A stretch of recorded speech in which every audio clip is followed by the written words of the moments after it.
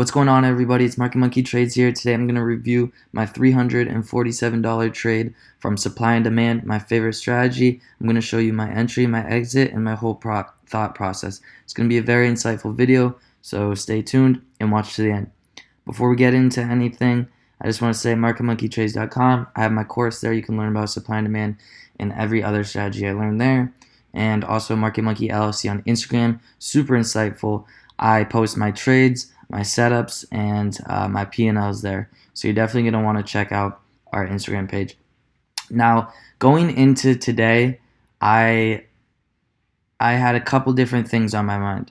One, I knew that this supply zone here was very strong, and I wanted to trade the direction of the market. So I knew when it got into this supply zone that formed over the past 2 weeks that I was probably going to look for a short or long because it was a very, very powerful levels of interest. I like to look at these zones now more so as levels of interest, because most people will tell you when a zone gets hit, it's not fresh anymore and look for fresh zones, but I tend to disagree. I think when zones kind of flush through, they turn into the opposite. So if a demand zone gets flushed through, it will turn into supply zone. If a supply zone gets flushed to the upside, it will turn into demand zone. So I think these are more so just levels of interest, more so than supply and demand zones. However, I knew if the market was going to open into this supply zone, I was going to take it short. Of course, that's only true with proper price and volume and market context. However, so the bell opened in this supply zone, and I knew with proper volume coming in, I wanted to take it short. Now, there's a couple different things. One, all price action in between zones is just noise, and I want to make that clear. So I'll show you guys where I got into this trade. I got into this trade right around 444.5 on the ES, which is the S&P 500. And the reason I got into this is a couple different reasons. One, I liked how we opened in this zone. Two, volume was coming in. Three, market context was telling me that we've been in this bear trend for the past 2 weeks, and I want to trade the direction of the market. So with those indicators, I was pretty confident that this zone would work out, but I had to look at SPY's biggest holdings. So guys, in order to trade the S&P 500, you have to look at the Qs, NASDAQ, and you have to look at SPY's holdings, which is Microsoft and Apple are the biggest holdings. So in order to trade the S&P 500, you can't just trade it blindly. You have to look at what's actually moving the S&P 500. And what's actually moving the S&P 500 is Microsoft, Apple, Qs, all that. So you have to really look at other stocks in order to trade the S&P 500 successfully. All right. So the market moves in waves. Don't randomly sell like a retail trader. Wait for your levels.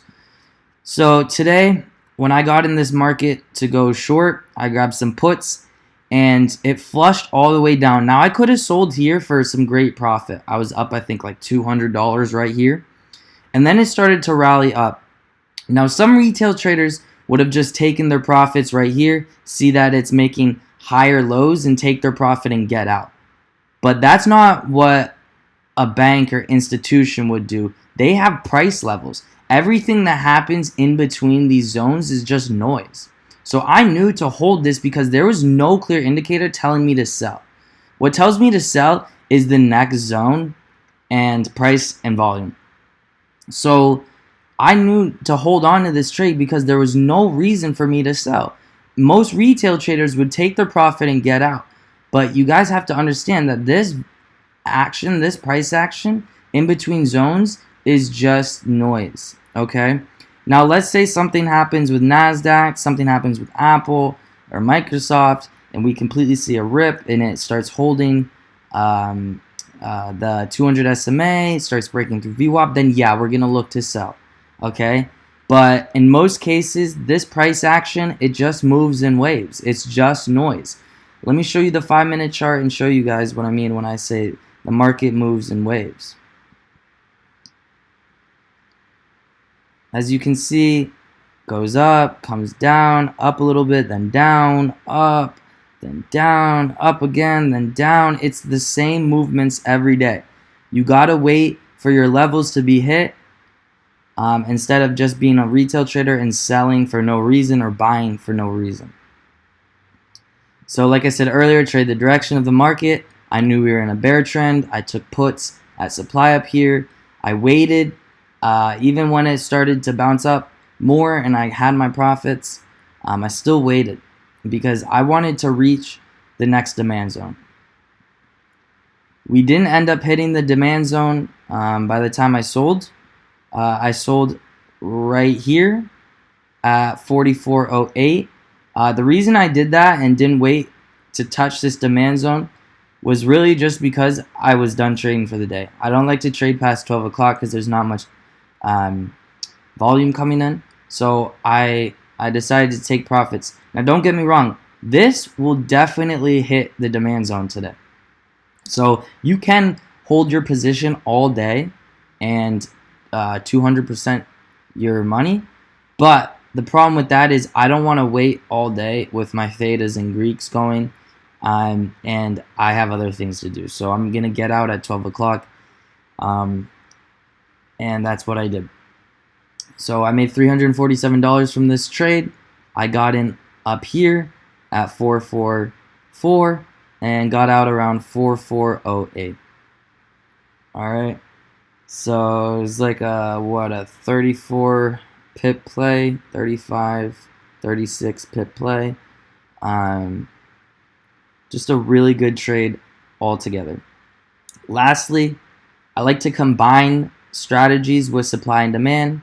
I don't just look for supply and demand zones and then use that for my trade. I look for other things. So for example, right here in Microsoft, we had a little bear flag form, and when this bear flag formed and it broke through, it's another indicator that it was going to keep going down to the demand zone.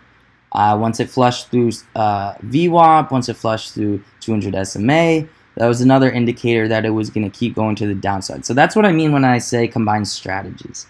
More so indicators with supply and demand, but combine strategies with supply and demand, not just looking at demand zones and supply zones and trading them blindly. You have to combine your strategies together to ultimately be successful in this wild market. But yeah, so I hope everyone liked this live trade recap. It was a really good day today. Made about $347 from that trade. And like this video if you enjoyed this insight. Comment below if you have any questions. And I will see you guys in the next video.